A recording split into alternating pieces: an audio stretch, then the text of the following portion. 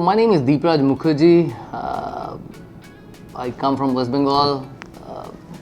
Prior to this, I was with another Marriott hotel in Cochin, the Meridian. I bring in about 23 years, 24 years of experience through various demographies in South Asia. Metros, non-metros, holiday destinations, vacation points, wedding destinations, island resorts, Himalayan adobes, name it. I've worked in all pretty much grand palaces. I started my career in 2001 and this is 2024 and Westin Chennai is where I am currently. I joined this place about 2.5, 3 months back.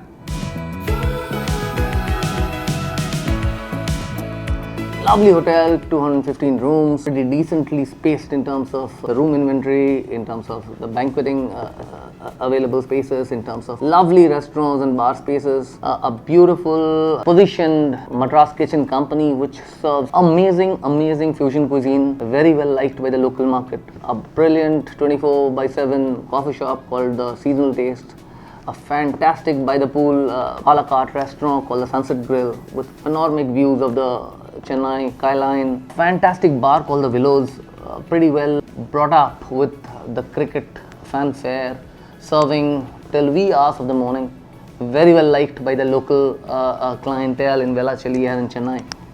We are pretty close to quite a few IT parks, pretty close to quite a few college-based educational institutes, hostel-based educational institutes. We are pretty close to shopping mall. If you ask, the catchment market for our hotel is phenomenal, one. Two, we are equidistant from the airport as we are from city center. So that helps in driving our resident guests. Also helps us in driving our non-resident food and beverage clientele to come in. The hotel is in its, second decade of sustenance, and the hotel has only grown stature to stature in the last 12 years. This is a fantastic hotel. The ownership is amazing. The brand that is the operator that is running it, the Westin brand, is one of the most sought after brand in the country. I'm not getting into details, but the Westin brand, you must have known, is one of the most growing brands in the country. And for the Marriott portfolio, it's one of the most sought after brands by ownership and by the clientele. If you ask me, I can't get into data, but the growth that this brand has given to the portfolio in terms of be it RGIs, be it ADRs, be it occupancies, and be it the GOP conversions for owners is, pretty phenomenal. We just had a couple of conversions also in which hotel brands that were operating in a different brand actually amalgamated and moved into this Westin brand. So we are into a very strong space there, one. Two, this is a fantastic, lively, newer, fresher brand in which we talk about wellness and which we talk about, unlike many hotels, many brands, here we talk about sleep quality. We have beds in the rooms that are specifically designed to ensure that the traveler is having a flawless, rejuvenating sleep. The beds are done specifically. There is an entire chapter of research on the beds. The beds are flown in from a certain factory. I mean, it's phenomenal. Do some research. It's available all online. I'm not making it up. It's there. And that's one.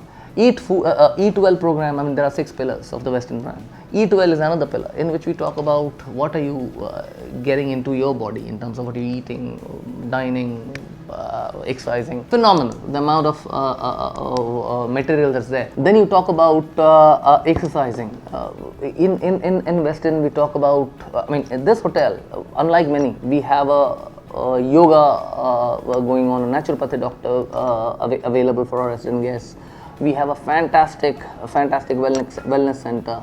The spa is phenomenal. So that's the wellness part of it. Then you talk about the event space.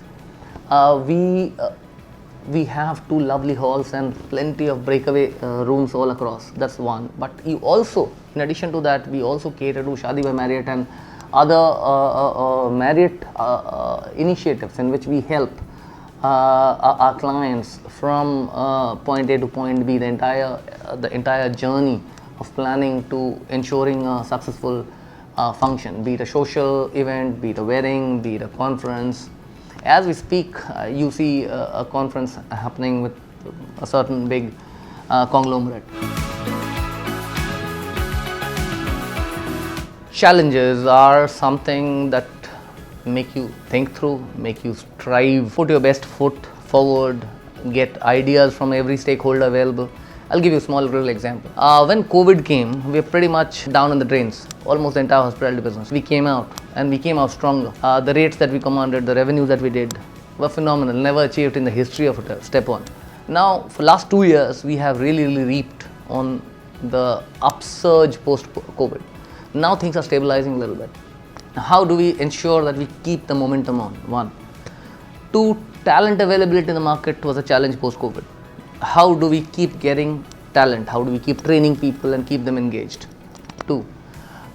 Three, many corporates coming in are talking about, the whole world is talking about sustainability, is talking about global temperatures. How do we get sustainability into our everyday work practice? Let's say these three challenges, and then let's discuss these three challenges in further details. Challenge one, how do we ensure that we are getting talent pipeline engaged, growing, motivated and retained?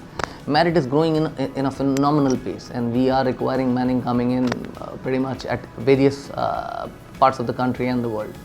We are doubling hotels. We are growing in the number of hotels pretty fast. So we almost every leader in every Marriott hotel, including myself, we would go up, engage with a college, and then let's say there are 20 odd hotel colleges in the catchment area, in our area. We go engage with them. We try and identify skill sets. We try and identify trainees. We try and identify them for long-term association with the company. One. Two, we identify and get into something called, we just started something called Project Shakti, in which we are identifying some underprivileged lady workforce from orphanages who we are investing in terms of getting them trained, and then we are talking about engaging them and keeping them into our workforce so that they are long term. Then we are talking about retaining people from one Marriott to another Marriott to another Marriott, such that the talent pipeline has enough and more growth already pretty much lined up for the duration of the career.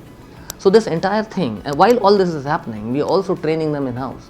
So this entire thing leads to engagement and retention of people, very important. So we're seeing actual drastic reduction in attrition numbers over pre-COVID days. So that's the retention part and manning part that we are facing a challenge with. Two, we're talking about sustainability. Now Marriott globally has put in dates. I'm not going to tell you the dates because then it's confidential data. But we're trying and getting into timelines by which we are talking about making our business completely carbon neutral. So how do we do that? Now we buy the entire, let's say we will still require electricity. If today, all the time. How do we ensure that we procure electricity from only green sources? Green sources would mean windmills, would mean solar, would mean anything but fossil fuels. So we are already there. This hotel, in my 3 months, we have tripled up our intake of carbon neutral electricity units. So that's a big applaud, and we don't talk about it in the market, but we talk about it with our business partners such that they also have that confidence. Example, there is a company called XYZ who we have a long-term business association with, and that company also has in its social chapter a necessity to only engage with another company that has a workflow towards making the world carbon neutral. So both the companies, us and them, are fitting into our business visions, and we are working together. One. Two, we are recycling our water. Now, what are you doing with the recycling of the water? So almost every building nowadays talks about recycling. What are we doing about it? This hotel is actually engaged in recycling water and using recycled water. Three, what do we do with our, are we buying poultry eggs? Are we buying cage-free eggs? Again, a major sustainability point all over. We are buying cage-free eggs. What are we doing with our effluents? Do we have an effluent treatment plant? Yes, we do. We are propagating, buying and setting up in-house bottling, water bottling plant. What will happen is currently we are using plastic bottles. Most of the hotels are using. Now we are trying to cut that down and not giving out those plastics for landfills. Marriott as a company has got out of using those small little shampoo conditioner that you used to see 3-4 little pieces in guest rooms. They have been thrown out. We don't have them anymore. We use single-use big containers. So such that we are reducing on plastic footprint all over. you can't really structure this question right. Why? Because what motivates me might be different from what motivates this fellow to what motivates somebody else. Most people would get motivated seeing growth ahead. Many are there who would get motivated looking at the benefits that the company gets at a certain level. Many are there who get motivated looking at the training pipeline. And there are quite a few who look at the money part only. So motivation is a different mantra for different people. Now how do we stitch together and structure it? Well, that's a difficult one. I myself started off as a job familiarization trainee, if you may, a waiter of sorts, at the Goa Marriott Resort way back 2001. I did pretty much every job that's available in a hotel business. And today I am in 2024 sitting as the general manager at the Westin Velachery in Chennai. How did I motivate myself? Well, you keep persistently doing the right thing in the right way, taking care of your associates, taking care of your guests, and taking care of the business. And everything comes back to you in a positive way. So, in the Marriott world, we say there are a few basics of how you take care of everything. Basic number one is you take care of associates, they take care of everything else. So, you take care of people, you train them, upskill them, one. Two, there are enough and more skills available in the Marriott World Wide Web. We call it we have our own internal training programs. Through which, currently I am doing a training in developing my executive presence. I am not privy to describe it further, but that's something that has come out as an opportunity for improvement in my own structure, and I am doing that training to improve myself. Similarly, about 200 odd people that are working here in our roles at the hotel all have had identified opportunities for improvements which they are undergoing to ensure that they come out as a more hireable, more likable, more business friendly associate. There are two types of people in the world. One, who are self-starters.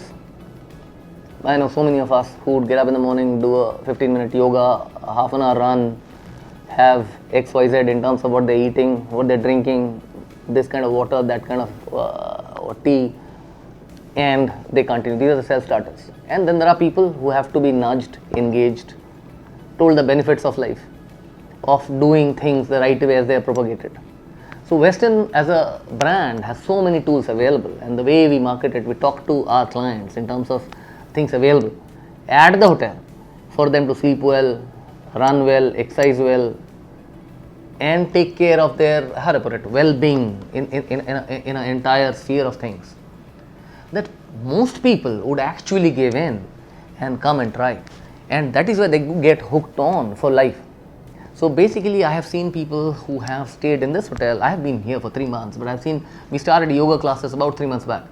There are people who came in for first 7 days, 8 days, they had to push themselves to come. But now they are there pretty much every morning at 6:15. And there are days when we guys are not there, but the guests are there. So it is how do you engage and tell people that these are the benefits of life. Many cultures are not, many travelers, many cultures are not exposed to the benefits of eating right, doing right, exercising right. Once they are exposed to the benefits, which is the brand's strength, this Westin brand's strength, they make it a part of their life on a pretty regular basis. At work, only then I need to unwind. Well, this has been my life. I don't really get stressed with working at a hotel, but talking to guests, talking to associates, talking to ownership, talking to the brand, talking to irate guests is all part of the job. I unwind myself if I'm able to turn around irate, angry associate or a guest, which happens, it's people business, into a happy friend. I feel great, that's one. Two, I have 2 lovely kids and a wife, and I like reading a story or two to them if I can. Maybe sit down, have a cup of coffee with the wife somewhere, engage with the kids in their education cycle in school.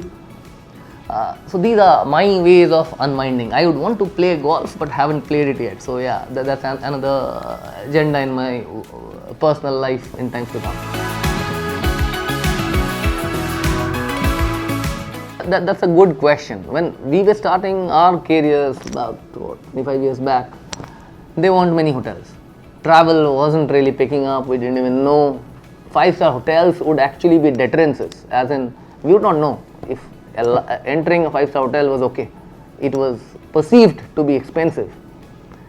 That's one. Second, job descriptions of entry-level job descriptions, waiter, room service associates, cleaning staff, was looked down upon in the society, without realizing that in every job you have to start somewhere, and that somewhere is at pretty much at the base, and then you grow, you upskill yourself and get into a level where you are, how do I put it, you are the leader.